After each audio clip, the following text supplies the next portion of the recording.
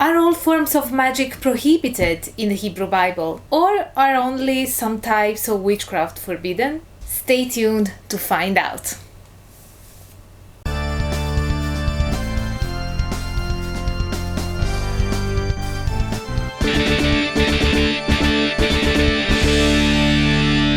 Hello everyone!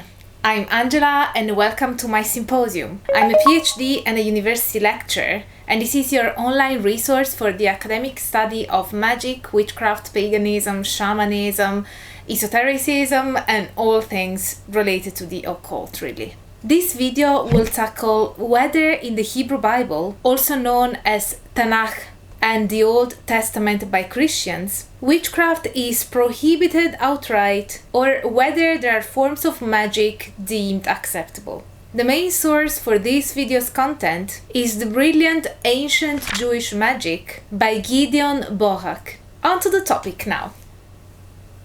If you grew up in a Christian family or were taught the Bible in school, it is very likely that the matter of witchcraft had come up at some point.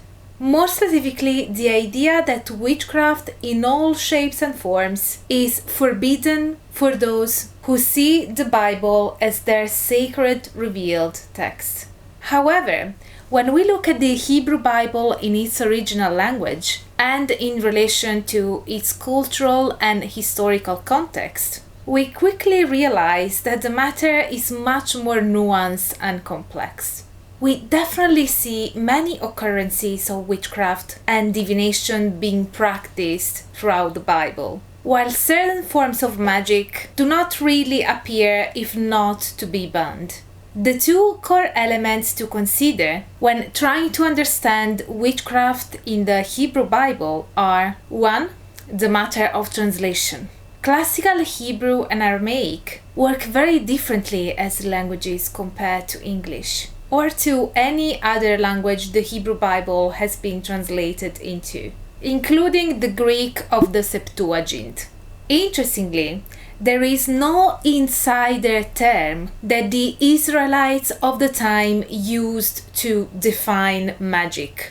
As Bohak highlights, unlike some ancient Greek and Roman writers and rulers, and some Christian political and religious leaders, ancient Jews rarely labeled people as magicians or punished them for practicing magic. Thus, an emic definition of ancient Jewish magic is simply not available. So, if we don't have an insider agreed upon term for magic, how should we read the different translations of this concept found in the Bible? And here we come to the second and most important element. 2.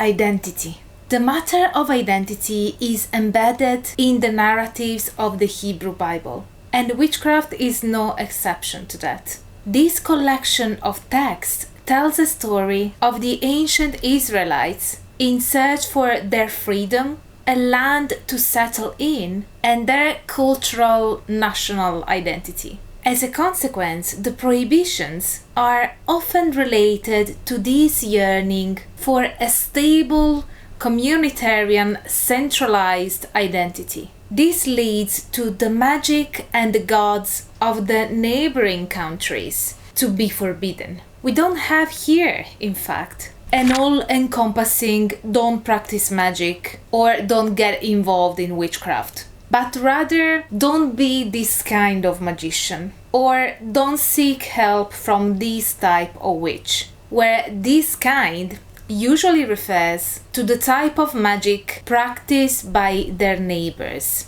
by the others. The Israelites were at the time trying to distinguish themselves from the non-Israelites, and these prohibitions are simply aimed at non-Israelite or bad Israelite customs, which were perceived as displeasing their God. For instance, the magical use of God's powerful name is absent from the prohibitions of magic and divination found in Deuteronomy 18, Exodus 22, or Leviticus 19 and 20.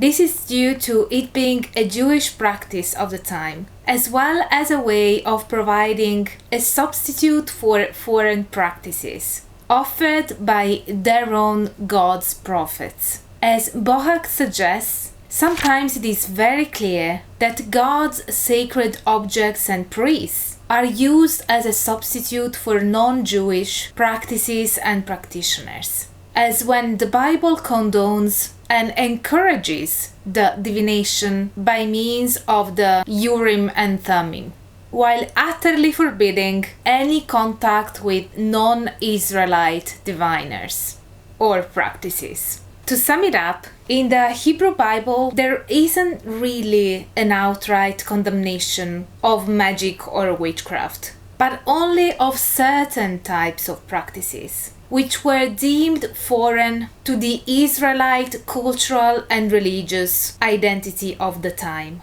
Thus, the proscription of any form of witchcraft and magic as sinful or against the will of the Judeo-Christian God is to be ascribed to later exegesis and consequent theologies on the part of religious denominations which adopt the Bible as their sacred revealed text.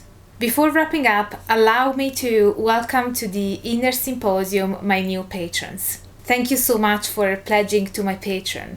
It really means a lot to me. You are the reason why I keep doing this work on this channel and make these videos, which are available and free for everyone to watch. So thank you for those who just pledged and for those who stay pledged. So this is it for today's video. If you liked it, smash the like button. Let me know what you think of it or whether you have any questions or comments in the comment section. Subscribe to the channel, activate the notification bell, otherwise YouTube won't notify you when I upload a new video. And as always, stay tuned for all the academic fun. Bye for now.